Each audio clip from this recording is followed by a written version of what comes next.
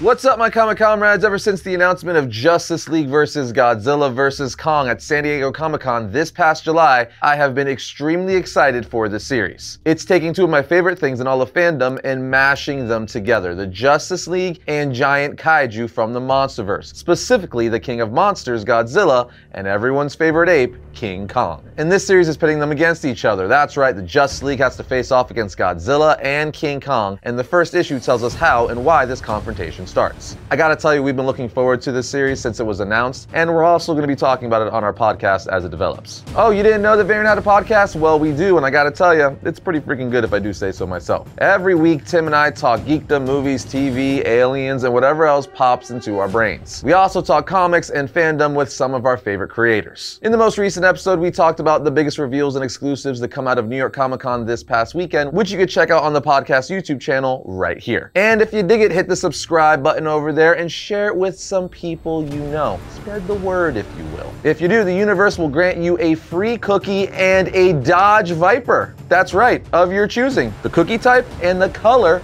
of your car. Won't that be nice? All right, let's get into this book because issue 1 is a really fun start, which isn't shocking as DC Comics usually does great with these kinds of crossovers. Think Justice League versus Power Rangers, Batman versus TMNT, and so on. Anyway, the issue starts off with Clark and Lois having dinner on top of the Daily Planet roof in Metropolis. The two are reminiscing about how they first met and how far their relationship has come. As Lois says, "I don't think I was ready for you." Clark or Superman gets down on one knee saying, "What about now?" as he proposes to Lois. But before she could answer, the whole city starts shaking as if Metropolis is having an earthquake. But we see it's not an earthquake. In fact, it's much worse. It's Godzilla rising out of the coast of Metropolis. I'd say that's one way to start off an issue. The book then takes us to 12 hours ago where we see in the Justice League Watchtower, Barry Allen, Flash, and Hal Jordan Green Lantern watching videos of Superman putting out fires and threats all around the globe, with Hal saying, "I mean, this is impressive even for him." It's like he's literally trying to save the whole world at once. Makes you wonder, why doesn't he give super effort all the time? Flash replies, "It's not sustainable, Hal. Believe me, as a guy who can pretty much be in two places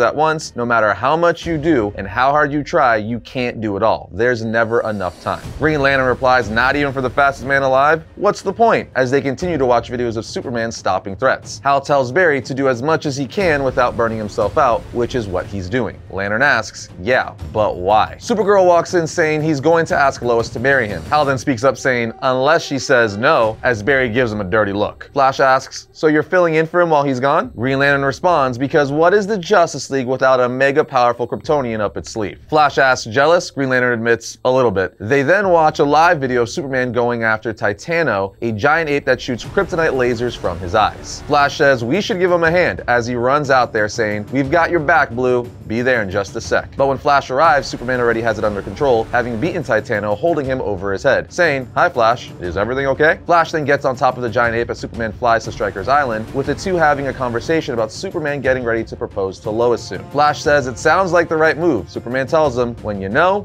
you know." We then see them arrive at Stryker's Island, where they are greeted by Wonder Woman and Green Lantern, who caught up with them. Hal clearly isn't the biggest fan that Superman is going to propose, but he's trying to be happy for Supes, with Wonder Woman being more than excited for Superman, saying, "I am so happy for you. We all are.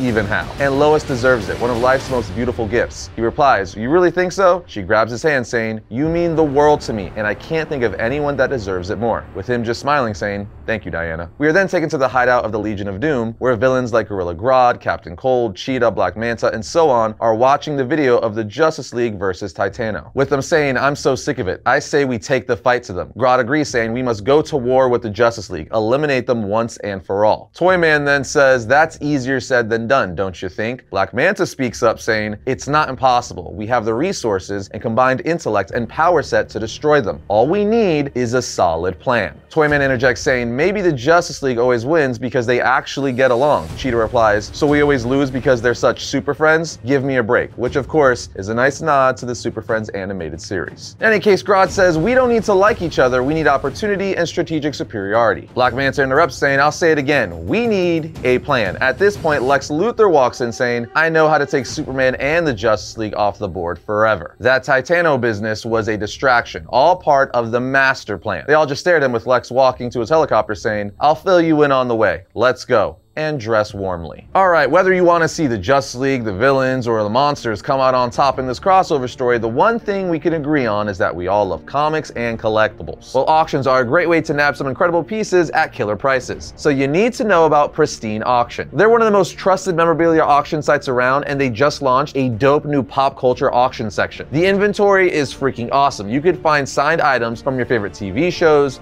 movies, comics, music, and more. Just check out this lineup in the pop culture auction section right now. I'm big on movie props, so I've got my eye on this Marvel Legends Guardians of the Galaxy Star-Lord helmet signed by Chris Pratt. And I would probably give up a kidney for this Back to the Future 2 jacket signed by Michael J. Fox, Christopher Lloyd, and other cast members. I would literally enter auction bids for 75% of this lineup if I could. But thankfully, you don't have to give up one of your organs to score one of these beauties, because Pristine starts these auctions at only $20. They have no reserves, and they run all week long, every Friday to Friday. So if you're like me and are constantly on the lookout for the next addition to your collection, Pristine Auction is like your own personal collector's pirate ship. I'm pretty sure that analogy works. I don't know, I just wanted to make a pirate reference. The main point is they have tons of hot collectible pieces, and each item comes with a certificate of authenticity from the industry's leading authenticators. I'm talking PSA, Beckett, and Fanatics. So check out the brand new pop culture auction by using our link in the description. And when you use registration code VARIANT, you'll get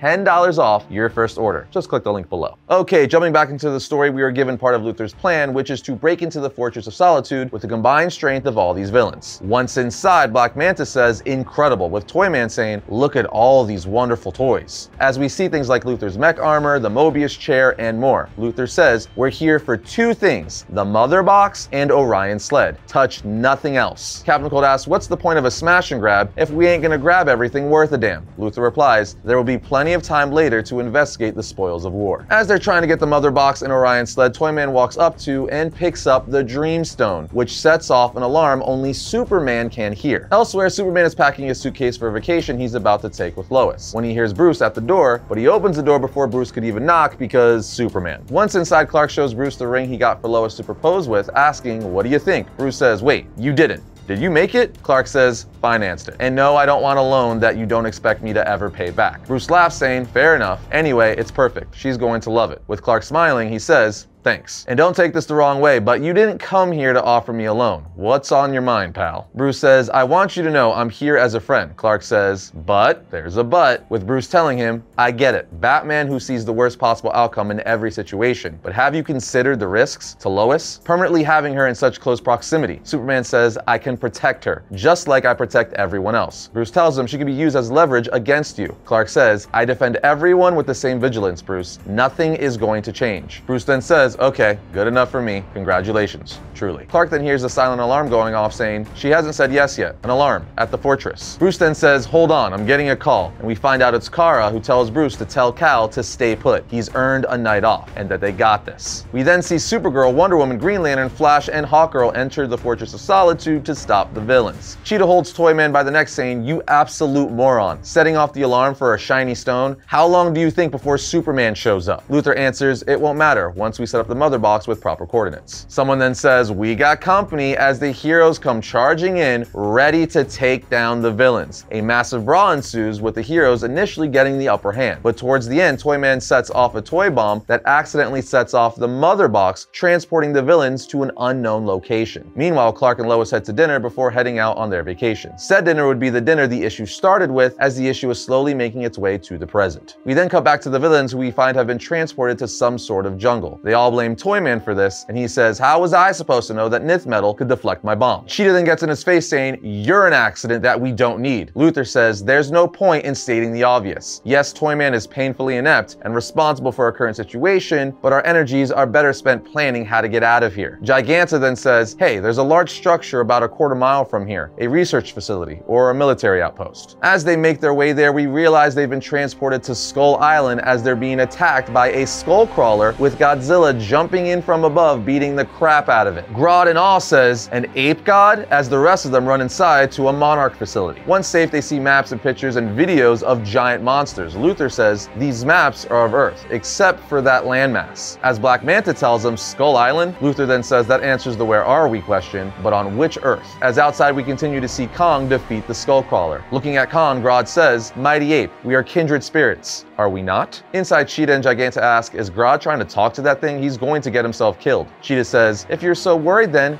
go get him," with Giganta saying, "Not happening." So wonderful. Such wonderful toys. Cheetah then asks, "What toys?" He tells her, while looking at the monsters, all of them, but especially this one, pointing to Godzilla. Cheetah says, "They're not toys, you idiot. They are gigantic monsters." Toyman says, "Shut up, shut up, shut up. I know exactly what I'm saying. You basic-minded fools don't see the big picture. These majestic titans are perfect for us. They are the ultimate toys." They then say, "For us, do you want to overnight ship them back to Metropolis?" Toyman responds, "Where there's a will, there's a way. You wanted a way to stop the Justice League once and for all. This is it." Luther then tells him, "Allowing you into the Legion was my greatest mistake." Toyman then picks up the Dreamstone that set off the alarm in the Fortress of Solitude, holding it tightly, saying, "I hate them so much. I wish I could show them. Take all these toys back to play with the Justice League. Oh, how I wish." This wish activates the Dreamstone, granting him his wish, taking Kong and several other kaiju back to Metropolis as the Dreamstone brings its wielder's dreams into reality. We're then taken back to the beginning of the issue with Superman flying right towards Godzilla, ready to take on the King of Monsters. And with that, issue 1 comes to a close. Right off the bat, this is a really good setup. I love the whole dynamic here and the way Brian Buccellato is setting up events, with the conflict within the Legion of Doom leading to Toyman inadvertently wishing the kaiju back to Metropolis in order to defeat the Justice League. Now we get to see Superman and the rest of the League face off against the King of Monsters, Godzilla, along with King Kong, and who knows what other kaiju will show up. I have to imagine we're going to see other monsters like Mothra, Rodan, and Ghidorah. At least we really hope so. In any case, I am so glad that DC Comics and Legendary Comics teamed up for this crossover. I cannot wait for issue 2. This was a great start and you can tell it's going to be a ton of fun. I'm still geeking out that this book even exists. It's such a great mashup and you can bet we're going to be right here covering this series as it releases. But what do you guys think? Did you dig the first issue as much as we did? Let us know down in the comments and we'll see you next time when I talk about the origin of Frieza.